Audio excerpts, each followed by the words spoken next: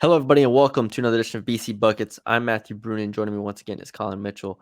Colin, today we have Colby Jones, 6'5" guard from Xavier, 21 years old, junior, getting up there in age, obviously, reaching 20s. I mean, in the 20s, Colin, you know how it is in the NBA draft world. Mm, They're not nice to you. They're not nice to You're not nice to him. you. But all right, where do you want to start with Colby? I want to start that you still call it Xavier, but that's fine. It's Xavier, but we can disagree on that. Yeah, we can Um, disagree. um, Colby is a really good player going to his right. Great player going to his right. If he's going to his left, he is a shooter that sits in the corner, and I think that's where a lot of his dependence or where his success is going to depend on the NBA. Because going to his right, I love his speed. I love his touch at the rim. He shoots 62.2% at the rim. I like him off of DHOs, but going to his left, it's virtually no rim pressure. He's very right hand dominant, right? And I think that easily exploitable in the NBA. Obviously, his defensive impact I really like. Moves his feet really well. Great team defender. He has a good shot, 42.5% off of catch and shoot looks. But if he's going to be a guard in this league, he has to be able to do more than be a catch and shoot guy because there's tons of those guys that are higher or taller than 6'5" and defend well in this draft. So those are my concerns and pluses, I guess. I was gonna say I have written down he's a 3-and-D combo guard. Yeah, he's Malcolm Yes. Brogdon. Malcolm Brogdon, that's what you have him. Yeah. I mean, if we're just going straight to comps, I have like Derek White. No. But Derek White, Kobe Buffkin is Derek White. okay. Colby Jones, I don't think is Derek White. What about Trey Jones? Trey Jones. He can't shoot. Trey Jones is not the shooter Colby Jones is, but Yeah. probably a better passer. Yeah, for strengths for Colby Jones, passing vision, overall awareness. I mean, that's kind of what you get when you get a third-year player Right. in college, right? That's kind of what you're expecting. Defensively, he guards 1s and 2s as well. His size helps a lot in that aspect. The lateral quickness is good. He forces steals, 1.3 per game. The shooting, I like his release. Don't love it, but I like it. It's smooth enough to where it can be worked with.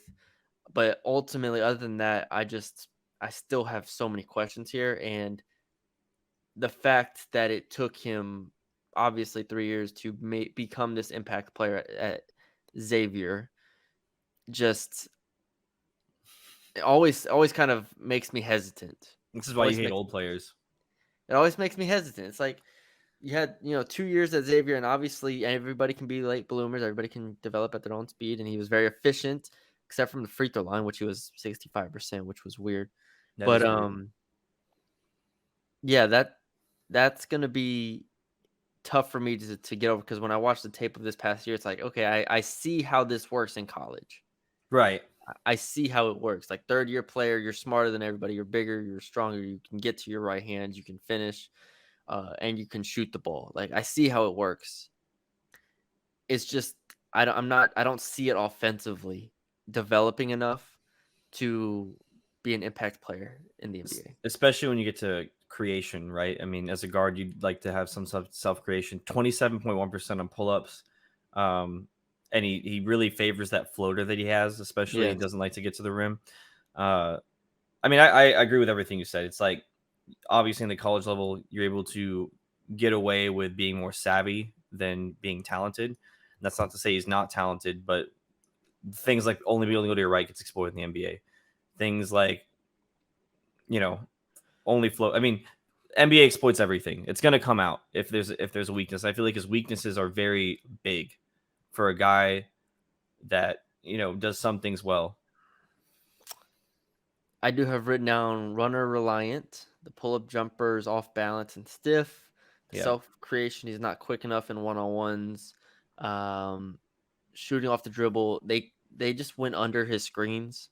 Yeah, And were and it able was, it to, was like way worse. Like his shot like changed completely whenever they went under screens too. Like it yeah. looks completely different this catch and shoot. But yeah, I mean, if you think about it, I mean, if he shot 42.5% on catch and shoots and shot 38% overall, like he's probably I mean, on everything else, he's shooting low 30s, if not 30% from Right. on off the dribble threes. So that's a major concern of mine. So ultimately, even though the percentage looks good from three, how much are we really buying his jumper at an NBA level? Not to mention too that you bring that up. Last 2 years he shot 35% as a And the catch and free shoot throw shooter, percentage. and the free throw percentage is not great. I mean, my swing factor for him, obviously, I think 3 points a big thing. Is his defense. I think that's what keeps a guy like him in the league Hmm. because you can find tons of shooting guards. I feel like it's really if he's able to get obviously ones and twos, but if he can guard up to three with his wingspan and be more physical, I think that's what keeps him in the league. But outside of that, I find it very hard for him to have a spot. Where do you have him on your board tentatively? As we continue to fill these out, we continue to. 28 right now. That's where I have him. Yeah. That's where I have him.